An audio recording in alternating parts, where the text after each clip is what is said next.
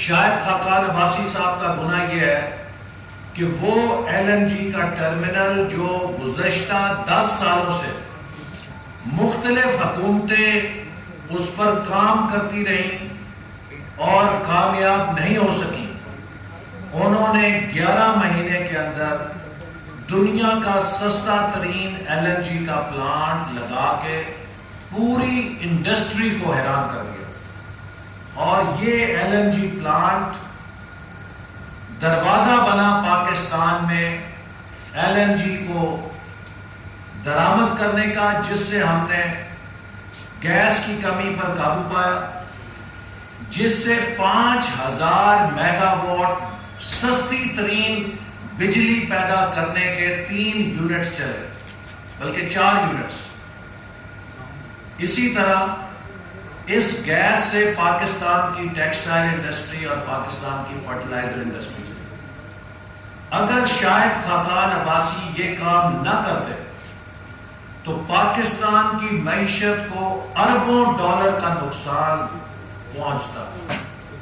ان کا یہ کارنامہ ہے کہ انہوں نے پاکستان کی معیشت کو اربوں ڈالر کے نقصان سے بچایا۔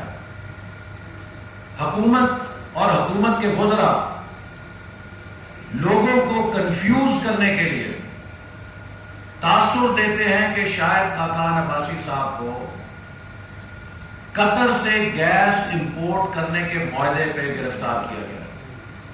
یہ حقیقت نہیں ہے۔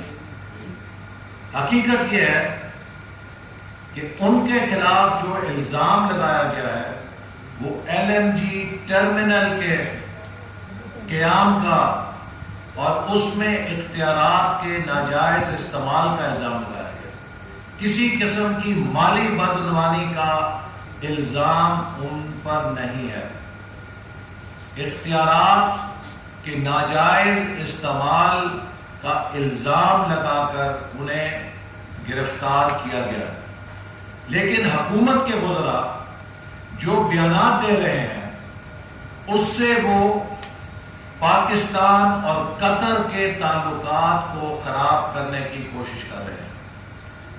قطر وہ دوست برادر ملک ہے جس نے پاکستان کو اپنی ضرورت پورا کرنے کے لیے نہ صرف بہترین نرخوں پر LNG دی اور اس کے ساتھ ساتھ اس مشکل وقت میں پاکستان کی 3 ارب ڈالر کی مالی امداد بھی کی۔ لیکن ان حکمرانوں کو کوئی احساس نہیں کہ وہ دوست ملک جو پاکستان کے ساتھ مدد کرتے ہیں یہ ان کو بھی اپنی سیاست کی بھینٹ چلا دیتے ہیں۔ اسی طرح چند دن پہلے جب ارشد ملک جج کی ویڈیو کا کیس بنا، اس سے توجہ ہٹانے کے لیے برطانیہ میں ایک غیر ذمہ دار اخبار میں، جس کو برطانیہ میں کوئی سنجیدہ نہیں لیتا، ڈیفیٹ جو برطانیہ کا امداد کا ادارہ ہے، اس کی امداد کے حوالے سے من گھڑت خبر چھپوا کے پاکستان کی بدنامی کی گئی اور برطانیہ کی حکومت کو شرمندہ کیا گیا۔ اتوار کے دن، چھٹی کے دن، ان کی وزارت کو اپنا دفتر کھول کے اس سٹوری کی تردید کرنی پڑی۔ اسی طرح چائنا، جس نے پاکستان کے ساتھ سی پیک میں اتنا تعاون کیا ہے کہ اگر سی پیک نہ ہوتا ہم کبھی اپنے پیروں پہ کھڑے نہ ہو سکتے، ہم توانائی کے بحران کو مکمل طور پہ شکست نہ دے سکتے۔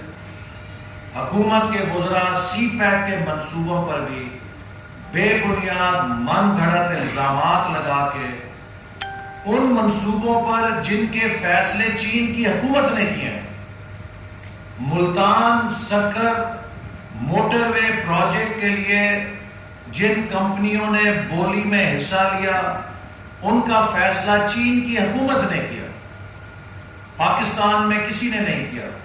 لیکن اس حوالے سے من گھڑت الزام لگا کے چین جیسے دوست ملک کو بھی امبیرس کیا جاتا ہے۔